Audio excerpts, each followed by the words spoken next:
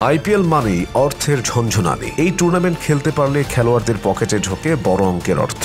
IPL এর যাত্রা শুরু 2008 সালে। তখন থেকে এখন পর্যন্ত নিলামে বিক্রি হয়ে সবচেয়ে বেশি আয় করেছেন কোন 10 জন ক্রিকেটার, তা নিয়েই আমাদের আজকের আয়োজন। নাম্বার 10, দীনেশ কার্তিক। আইপিএল এ যাত্রা শুরু করেছিলেন 2008 সালে দিল্লি ডেয়ার ডেভিলস এর হয়ে। আয় ছিল 2,10,00,000 রুপি। এরপর দীনেশ কার্তিক খেলেছেন Punjab Kings, Mumbai Indians, Gujarat Lions, Kolkata Knight Riders এবং রয়্যাল চ্যালেঞ্জার্স বেঙ্গালুরুর হয়ে। 2014 সালে দিল্লিতে পেয়েছেন সর্বোচ্চ 12,50,00,000 রুপি। সব মিলিয়ে তার মোট 90,40,00,000 রুপি বাংলাদেশি মুদ্রায়, যা প্রায় 113 কোটি টাকা আয়। নাম্বার 9, শিখর ধাওয়ান। শিখর ধাওয়ানের আইপিএল যাত্রা শুরু হয় 2008 সালে দিল্লি ডেয়ার ডেভিলস এর হয়ে মাত্র 12 লাখ রুপি বেতনে। এরপর খেলেছেন Deccan chargers, Mumbai Indians, Sunrisers Hyderabad এবং শেষে পাঞ্জাব কিংস এর হয়ে। 2014 থেকে 2023 সাল পর্যন্ত এই 10 বছরের আইপিএল থেকে তার মোট আয় 91,80,00,000 রুপি, যা বাংলাদেশি মুদ্রায় প্রায় 115 কোটি টাকা। নাম্বার 8, গৌতম গম্ভীর। 2008 থেকে 2018 সাল, এই 11 বছরের সময়কালে আইপিএল এর ফ্র্যাঞ্চাইজি থেকে মোট আয় করেন 94,72,00,000 রুপি,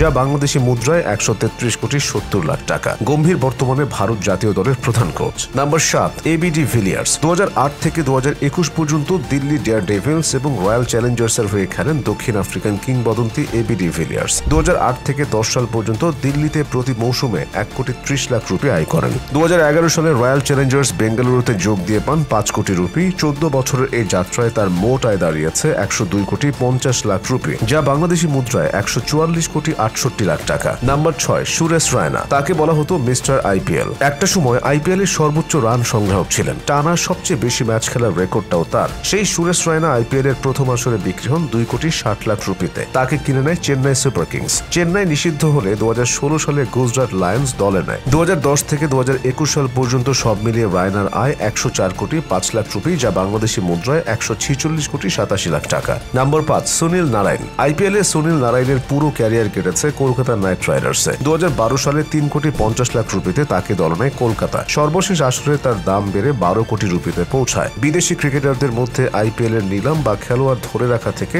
নারায়ণ সর্বোচ্চ আয় করেছেন 107,20,00,000 রুপি, যা বাংলাদেশি টাকায় 151,32,00,000 টাকা। নাম্বার 4, রবীন্দ্র জাদেজা। রবীন্দ্র জাদেজার আইপিএল যাত্রা শুরু হয়েছিল 2008 সালে রাজস্থান রয়্যালস এর হয়ে মাত্র 12 লাখ রুপিতে। 2016 ও 17 সালে আইপিএল এ নিষিদ্ধ ছিল চেন্নাই। ওই 2 মৌসুম জাদেজা খেলেছেন গুজরাট লায়ন্সে। জাদেজার মোট আয় 170,91,00,000 রুপি টাকার হিসাবে, যা 213 কোটিরও বেশি। Number 3, Mahendra Singh Dhoni. Chennai Super Kings ও মহেন্দ্র সিং ধোনি নাম দুটি একে অন্যের সমার্থক। 2008 সালে 6 কোটি রুপিতে ধোনিকে দলে নেয় চেন্নাই। 2010 সালে চেন্নাইকে প্রথমবারের মতো আইপিএল শিরোপা জেতানোর পর তার বেতন বেড়ে যায়। সর্বশেষ আইপিএল এ তার বেতন কমে হয় 4 কোটি। সব মিলিয়ে ধোনি আয় করেছেন 192,60,00,000 রুপি, বাংলাদেশি মুদ্রায় 250,38,00,000 টাকা। নাম্বার 2, বিরাট কোহলি। বিরাট কোহলি আইপিএল ইতিহাসের একমাত্র ক্রিকেটার যিনি প্রথম আসর থেকে এক দলের হয়ে খেলেছেন। তবে আইপিএল এর শুরুতে বেশি দাম পাননি কোহলি। প্রথম আসরের আগে তাকে মাত্র 12 লাখ রুপিতে দলে নিয়েছিল রয়্যাল চ্যালেঞ্জার্স বেঙ্গালুরু। তার পারফরমেন্স এবং ব্র্যান্ড ভ্যালুর কারণে বেতনও বাড়তে থাকে। সব মিলিয়ে আইপিএল থেকে কোহলির আয় দাঁড়ায় 202,96,00,000 রুপি, যা বাংলাদেশি মুদ্রায় 263 কোটি টাকা।